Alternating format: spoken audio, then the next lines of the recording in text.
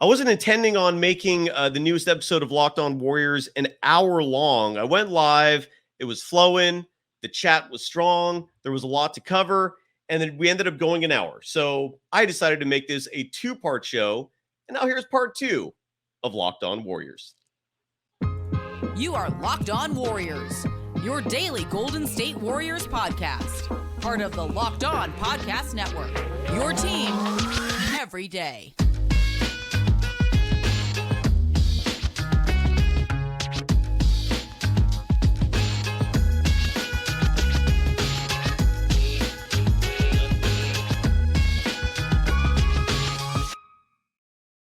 Thank you for making Locked On Warriors your first listen every day. We're free and available wherever you get podcasts and on YouTube, part of the Locked On Podcast Network.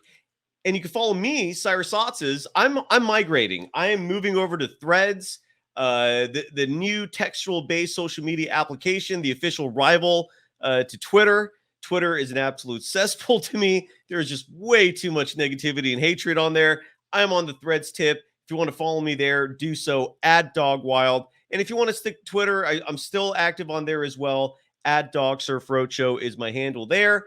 And now here's part two. Now, free agency.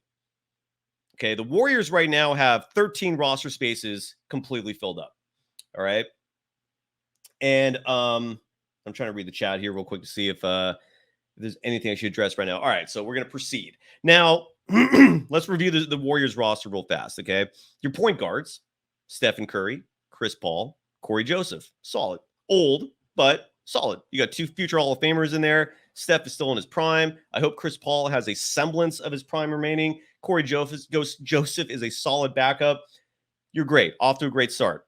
Your shooting guards, Klay Thompson, one of the greatest ever. Hopefully he regains his shooting form. Hopefully the conditioning program he's currently going through produces better results, and we don't see a repeat of what we saw last year, which was an abysmal shooting performance in the postseason and very poor shooting from two. Close range shooting has not been a strength of Klay Thompson's this past year. Moses Moody is his backup, and let's really hope we see some really significant minutes this year from Moses Moody.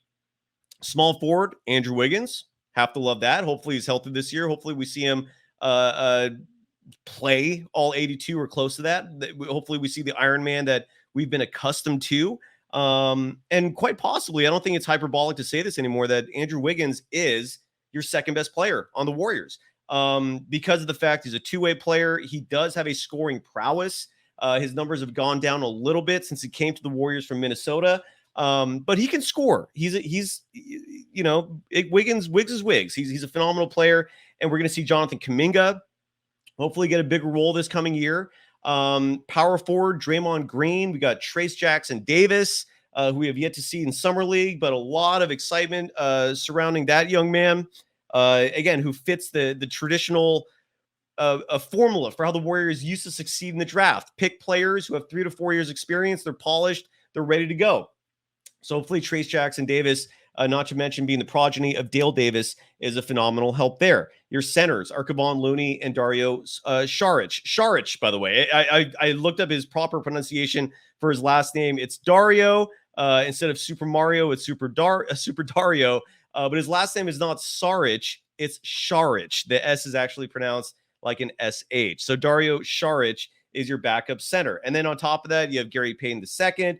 You have Brandin Podziemski. And I feel like I'm forgetting one of the players. Did I ever say Gary Payton II? I did. I'm forgetting about one more player that the Warriors have. But whatever. So they got 2 spaces remaining. Maybe 1.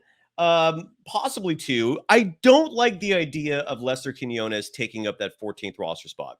And the main reason why is because you don't know for certain what you're getting with him. He's not a polished product. He's not a finished product. And you don't need to use that 14th spot on a player who will take a two-way this year. Save that 14th spot for next season. Use him on a two-way, and instead use that 14th and maybe your 14th and 15th roster spot on some legitimate talent that's still out there. One player that I know, Retzel, Jermichael Green is not still on the roster. AC, I did say Kuminga I'm trying to figure out who the 13th player is. I'm still forgetting. Oh, and Corey. No, I said Corey Joseph. I can't remember who I left out. But regardless, a player who's out there right now, and a player who has not gotten any offers beyond the veteran minimum, is Christian Wood. Christian Wood, based on his skill set, based on his playing style, based on his athleticism and size, would be perfect for this Golden State Warriors team. He would be a lights out player. He would not only get so many open lanes to the basket because of all the space that this roster creates, but he would be getting rebounds galore. He would be getting putbacks galore. He would be a savage beast. Now, Douglas Mikes writes, Christian Wood is Kelly Oubre Redux, except Christian Wood is not a wing. Christian Wood is not a ball handler. Christian Wood's job would be rebound, put the ball back. That's it. Okay, you're not relying on Christian Wood for corner threes. He's not an ISO type player who wants to dribble the ball a lot.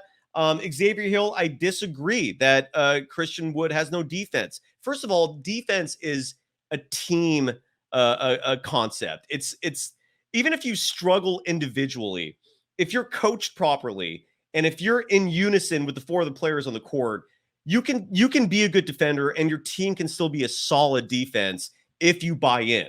Now, if you're someone like Jordan Poole, who is a traffic cone, but you're also 6'4", that's a problem because you have no size to back up your lack of effort and lack of intensity. When you're someone like Christian Wood, who's near 7 feet, who's an athletic freak, who's a natural shot blocker, totally different story. And look, regardless of what your criticism is, and Douglas Mikes, there's an old adage, don't let perfect be the enemy of good. You're not going to get a perfect player who's still out there. So if you don't like Christian Wood, sorry, man, but I don't know who's better as an option out there right now. He would be phenomenal. And Ginji Gok, I don't care if he couldn't get time in the Mavericks. Do not look at the Mavericks as a model of success. Just because a player did not get minutes on the Mavericks does not mean he's a bad player. JaVale McGee can't get on the court for the Mavericks either. If he's available in the buyout market, the Warriors should grab him immediately. And Kurt Porter, 6'9", 6'10", whatever he is. What's his wingspan? It's probably like 7'2", 7'3". He's a long, athletic freak, and I would absolutely love him on the Golden State Warriors. Now, Al Cian writes that if he didn't play for Jason Kidd, he ain't playing for Kerr. Maybe, I don't know. And so that probably kills the whole concept of him coming to the Warriors. I'm just telling you from my observation skills, if I was the GM of the Warriors, I would not wait another second. I would put Christian Wood on this roster, and I would tell Steve Kerr, deal with it, find time for him, make this work, because he's an incredibly talented player. But that is me.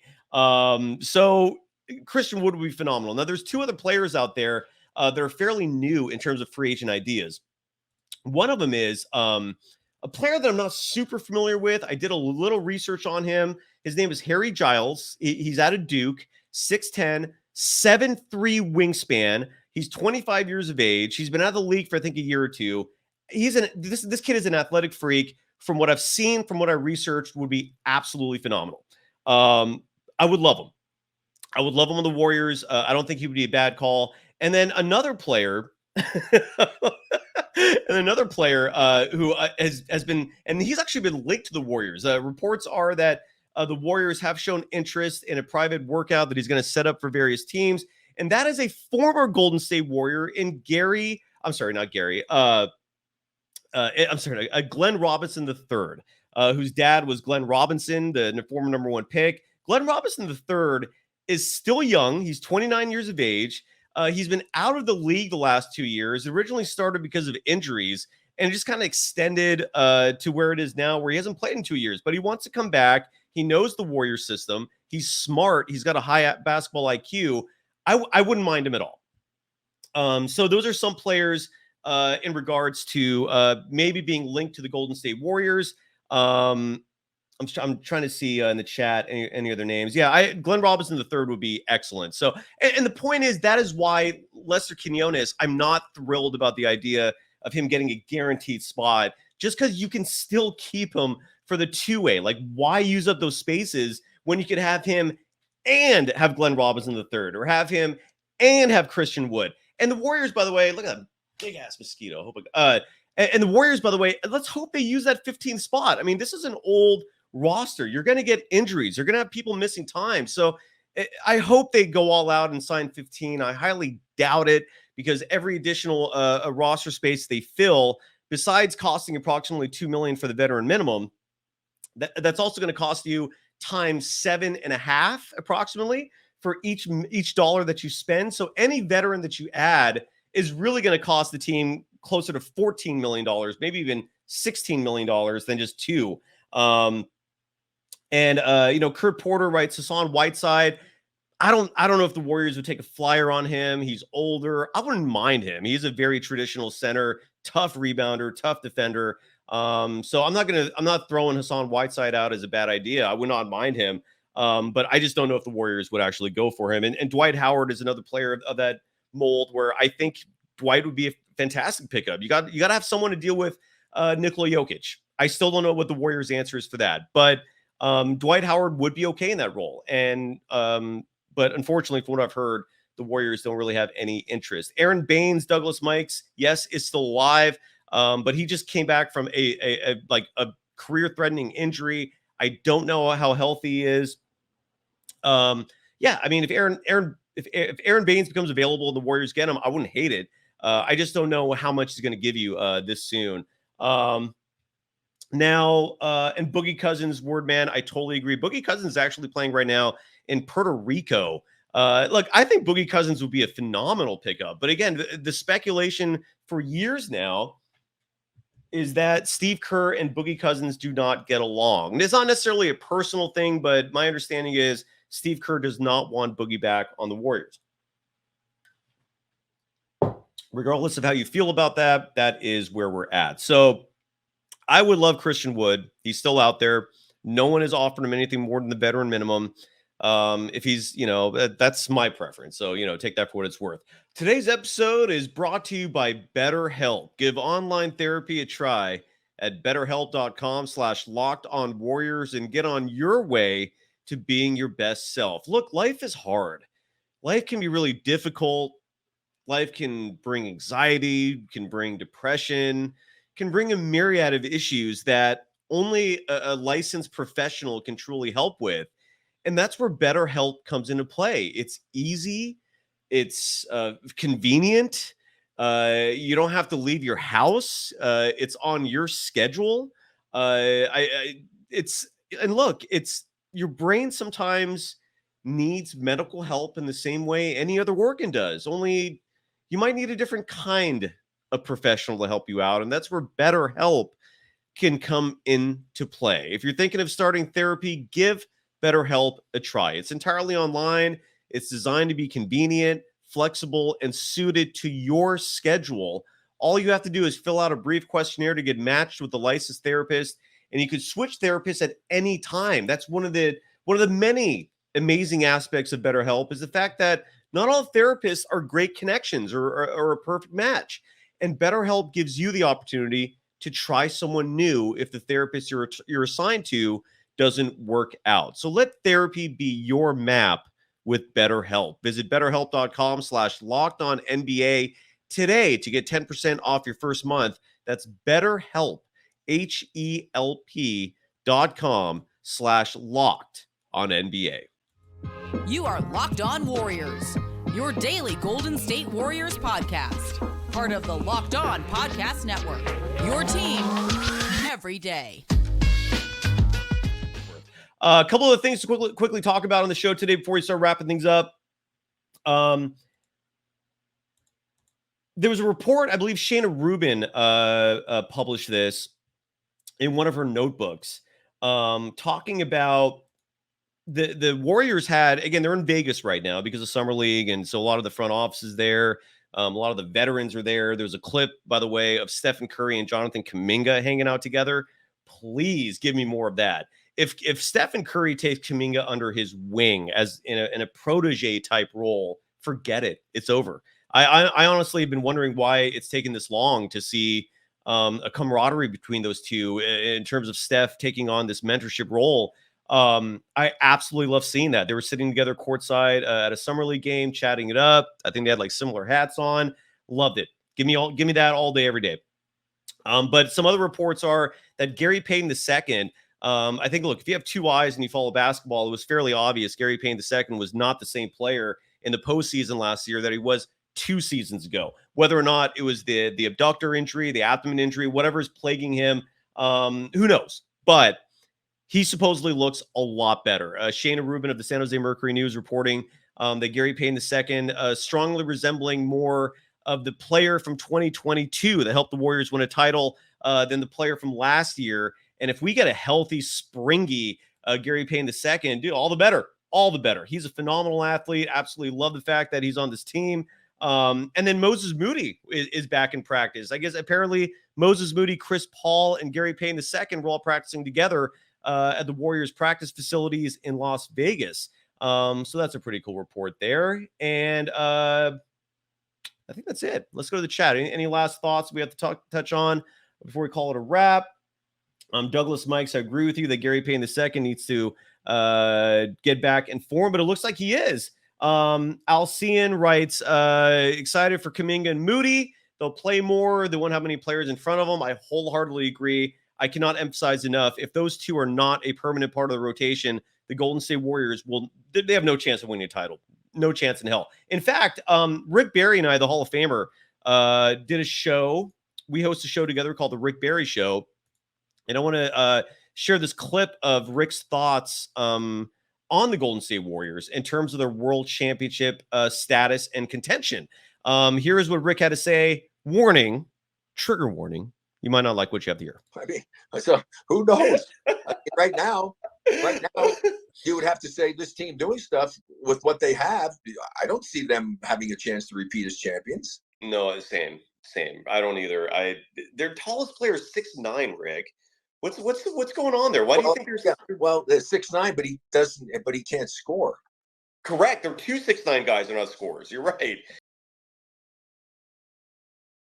That was before the Dario Saric signing. So I'm a lot more optimistic now. Rick still feels like they need more. We'll see what happens. I do think if the Warriors settle with this 14th roster spot, they're in trouble. They're not better than the Nuggets. They're not better than the Lakers. They're not better than the Suns. I don't even know if they're better than the Kings. I mean, the Kings pushed them to 7 games. The Kings got better this offseason. Now, so did the Warriors, but did they really get that much better? They got older. So what they do with that 14th roster spot is important to me, because when you look at the Warriors' history in terms of their 4 titles and who they rolled with, like, some people have this notion that the Warriors, or that teams in general, like, if you go beyond the 8th, 9th, 10th spot on the rosters, you're just dealing with players that are inconsequential. When it comes to the Golden State Warriors, the added strength in numbers rings true. You look at, for example, just 2022, the championship year, their 13th, 14th, 15th guys were James Wiseman, who would have played, but he was injured, Juan Toscano-Anderson, who was playing significant minutes, and Damian Lee, who was playing significant minutes. You go through every one of these title teams, and 1 through 14, 1 through 15, those players matter. Those players help. That is Warriors championship basketball. So if you're counting on a team that's 10 deep, that's 11 deep, I don't think that's going to cut it, man. So whatever they decide on with this 14th roster spot, and again, Christian Wood is out there, Glenn Robinson III is out there. You folks have named some fantastic names, whether it's Boogie Cousins, Dwight Howard, Hassan Whiteside. I don't know how excited I'd be, but I'd rather have him than wouldn't. I'll say that. They're gonna have to still try to get better, and I don't think it would hurt to get some size as well. Salvador Estrada writes, the reporters need to hold Kerr to the fire and ask him why he does not like to play big, tall vets who can defend and rebound. I've tried to do that myself, in all honesty. Unfortunately, Steve Kerr he's a media savant. He is incredibly intelligent when it comes to giving answers that have no substance to them whatsoever, but they shut the reporter up. And a clear example of that, for example, is if you bring up with him, like, why didn't you play Kuminga in the Lakers series? He'll tell you, well, he didn't fit our matchups, right? I think he used that as an excuse. How can you follow up on that? I mean, outside of turning it into an argument, which is not only not going to get you anywhere, but you can't really go do a back and forth at a press conference. He's just, this is who he is. He doesn't like playing bigs. He has his way of doing things. You've heard my opinion on it, and this is where we are. So, Rich Dub, and I agree with you that I don't understand why they refuse to add length and height. Kurt Porter adds Willie Hernan Gomez. That's a player that is like a meh for me. Like, he gives you size, but he's not giving you much else. Douglas Mikes, I do appreciate your optimism. By the way, Ginji Gok also adds Nerlens Noels. I would not mind him as a player either, as a possible bench piece. Douglas Mikes writes, I think this team has what it takes to compete this year. You never know what can happen, but honestly, it feels like a transition year before possibly a pivot next summer. Maybe. Very curious what's going to happen. I agree, Latasha, with you that this team still needs size. Wholeheartedly agree. Dario Saric is 6'10", 6'11", with some good shoes. But, you're not deep with size. And the NBA has gone a lot bigger while the Warriors have not followed suit. Columbus O'Banner lists some names that I like. Christian Wood, JaVale McGee, Hassan Whiteside would be great pickups. Wholeheartedly agree with you there. Nick Fensky, I don't have any word on how the Harry Giles workout looked. But if I hear anything or see anything, I'll either report it on the next show or follow me on social media. I'm on the Threads tip. Threads is where I'm at, folks. It's less vile, I think is the best way to put it, in terms of a social media platform. There's moderation there. You don't have white nationalists like completely dominating the home feed. Dude, Twitter's like really repulsive these days. So follow me on Threads at Dogwild. I am still on Twitter at DogSurfRoadshow. I promise if I hear anything, I always publish it there before coming here to talk about it. Zach Schmelz, I love your attitude, man. That if the Warriors will win it all, since there's no Lamb and Jerome, that's a great point. That is a great point. I respect it. I commend it. I acknowledge it. Good call. Ginji Gok writes, Clay's going to take all the shots since it's his contract year. Let's hope that's not the case. Chris Swish adds Bismack Biyombo. Would not mind him. No, he's a great big. He stands about 6'9", but he's a really tough individual. He is a traditional center. Has chemistry with Chris Paul, as you mentioned, from their days with the Suns. Yeah, I'm with you. I wouldn't mind it. I hope they do something. So, there we go. Today's episode is brought to you by Birddogs. And look, Birddogs is men's fashion where it combines the two things that, in my opinion, are most important when it comes to clothes: comfort and style. And you check both those boxes off with Birddogs. It's post-pandemic fashion at its finest. I absolutely love it. I'm a homebody. I'm mostly at home, just chilling, relaxing, and I like to be comfortable doing so, but it doesn't hurt to look good doing so, especially if I have to leave the house every once in a while.